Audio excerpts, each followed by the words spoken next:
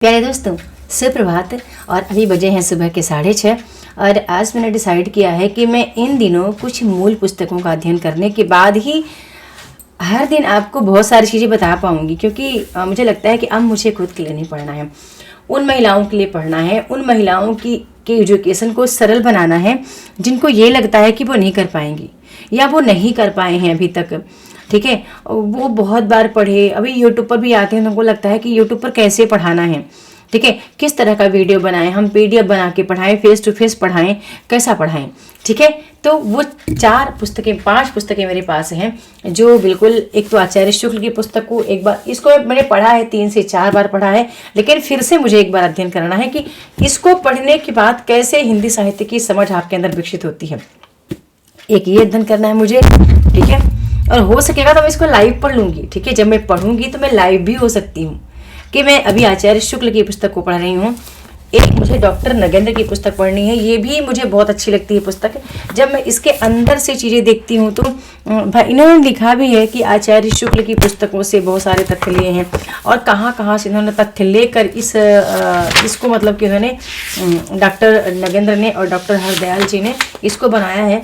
तो मेरे पास इसका 7वां संस्करण है और सभी संस्करण की भूमिका में भी वो चीज़ें बताते हैं और तथ्य वो कहाँ से लेते हैं। ऑलरेडी वो भूमिका कहाँ से लिया उन्होंने, भोलानाथ तिवारी की पुस्तक से हिंदी भाषा उद्भव उसका विकास लिया, डॉक्टर गणपत चंद्र गुप्त से वो पूर्व पीठिका प्रेमाख्यान का भी लेते हैं, परशुराम चतुर्वेदी की पुस्तक से भक्ति काल लेते हैं। ठीक है, मतलब कि कहाँ से उन्होंने क्या क्या चीज़ें ली हैं। डॉक्टर भगीरथ मिश्र की पुस्तक से रीतिबद्ध काव्य वाला टॉपिक लेते हैं।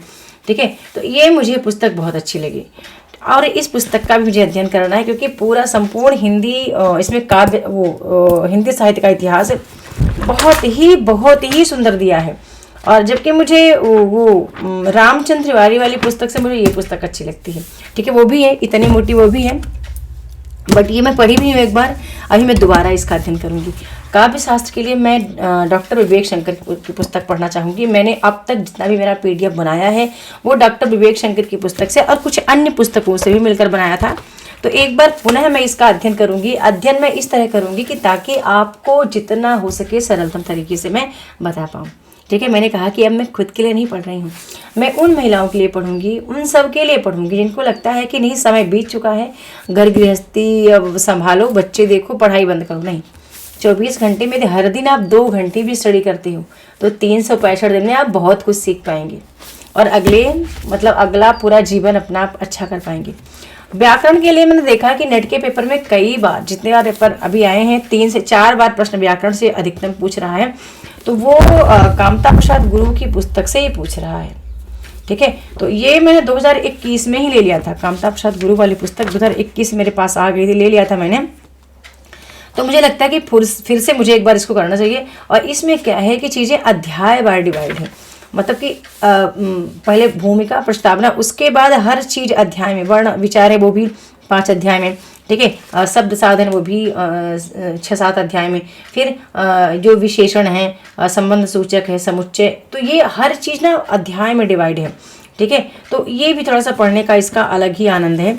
तो इसको भी मैं यहाँ से अध्ययन करूँगी और यहाँ से भी चीज़ें आपको बताती जाऊँगी कि दरअसल दोनों चैनल पे आपको मेरी वीडियो मिलेगी। ठीक है, आप मेरे सावित्री साहित्य अकेडमी पे भी मिलेगी और हिंदुस्तानी स्त्री जीवन पे, क्योंकि ऑलरेडी ये स्टडी ब्लॉग है। एक पुस्तक मुझे भी अच्छी लगी, ये वस्तुनिष्ठ हिंदी पुनीत कुमार रॉय की पुस्तक, ये मुझे भी अच्छी लग रही थी। ये इसमें चीज़ें ऑनलाइनर दी है ना, तो जब आप पहले से पढ़े होते हैं, आचार्य शुक्ल को पढ़े हैं या फिर डॉक्टर नगेंद्र को पढ़े हैं या कहीं से भी आप पढ़े होते हैं, तो इसमें जैसे कि मैंने जो ई बुक बनाई है ना, उसको मैंने एक ही जगह पे चीज़ों को क्रम से रखा। जैसे कि मैं यदि विद्यापति के बारे में लिख रही हूँ तो एक जगह पे विद्यापति को ही आपको मिलेगा, मैं अमीर खुसरो के लिए लिख रही हूँ तो अमीर खुसरो आपको एक जगह पे मिलेंगे। तो इसमें थोड़ा सा अलग अलग करके है, पर 1 लाइनर है, तो ये भी बहुत अच्छी है। तो एक पुस्तक ये भी मैं अध्ययन करना चाहूँगी। ठीक है, और मैंने कहा कि जैसा कि मैं खुद के लिए नहीं पढ़ रही हूँ, इस बार मैं यूँ पढ़ रही हूँ कि मैं आपके अध्ययन को, आपके मतलब पढ़ने के तरीक़ों को कितना मैं सरलतम बना पाऊँ, कितना ज़्यादा सरल मैं कर पाऊँ, तो इसलिए पढ़ रही हूँ। ठीक है, और इसको पढ़ने के बाद मुझे 1 लाइनर बहुत सारे क्वेश्चंस, ऐसे ही जब आप पढ़ाई करते हैं ना तो प्रश्न ऑलरेडी आपके दिमाग पे होता है। ऐसा नहीं कि आपको प्रश्न देखने कहीं जाना पड़ेगा, कहीं ढूंढना पड़ेगा, नहीं, आपको खुद भी खुद प्रश्न आपको मिलेंगे, आपको मिल जाएंगे। आपके मन, अंतर मन में आता है प्रश्न जब अध्ययन बहुत ही गहनता से किया जाता है। ठीक है, तो ये मैंने कहा कि ब्लॉग वीडियो है, और आज से आप मान लो पढ़ ही तो रहे हो, चलो ठीक है। और खासकर उनको बोलूँगी जो नेट की तैयारी कर रहे हैं, तो वो आप रिजल्ट का बहुत वेट मत करो, रिजल्ट तो आएगा ही अपने टाइम पे। अपना समय, वो 1 महीने आप समय यूं ही ऐसे ही गवा रहे हो, या तो आप आराम करने में लगा रहे हो। तो मुझे लगता है कि विद्यार्थी को आराम करने का समय कहाँ है।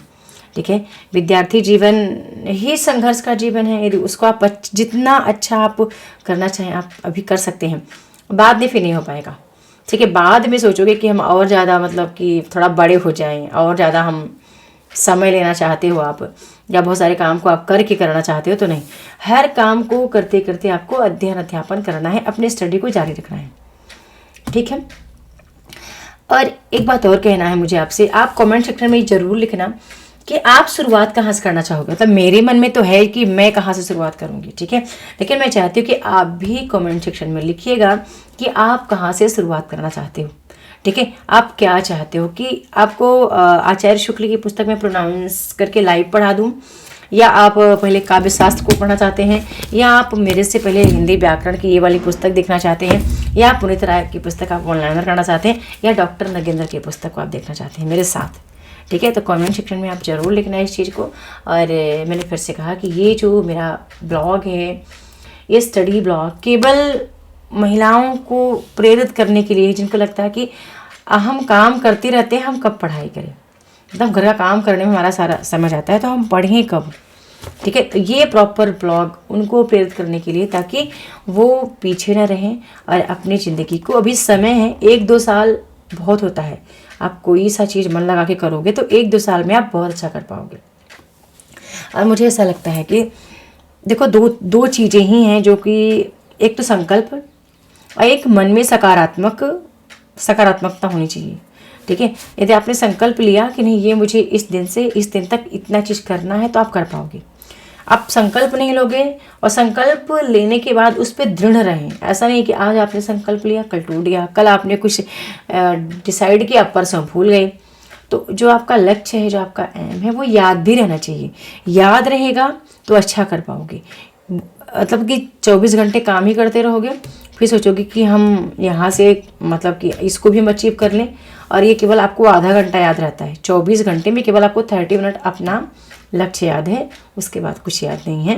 तो ऐसे नहीं, जब जो कर रहे हैं उसके लिए आप समर्पित होके करिए। समर्पण की भावना इस पर रहेगी तो आप अच्छा कर पाओगे। ठीक है, वीडियो करूँगी एंड, और मैं चाहती हूँ कि आप हर दिन का जब भी ब्लॉग आता है, तो आप हर दिन कुछ सीखते हो तो उसको लिख लो। कहीं ना कहीं कोई ऐसी बात तो निकल ही जाती है कि नहीं, ये बात मुझे फॉलो करना है। तो हर दिन मैं प्रयास करूँगी कि जो भी ब्लॉग आए मेरा, जो भी कोई वीडियो आए, वो आपके लिए बहुत ही सकारात्मक ऊर्जा देकर जाए आपको, और आपको बेहतर बनाए। ठीक है, तो आप जब भी बैठो, सुनने बैठो, तो पेन कॉपी ज़रूर लेके बैठो कि हाँ, आज मैंने ऐसी क्या बात बोली है जो आपके लिए बहुत ज़्यादा आपके काम की है। ठीक है, मिलते हैं नेक्स्ट वीडियो में न्यू टॉपिक के साथ। हर बार प्रयास करूँगी एक नए टॉपिक पे वीडियो बनाऊँ, पुराना टॉपिक में रिपीट ना करूँ। ठीक है, धन्यवाद।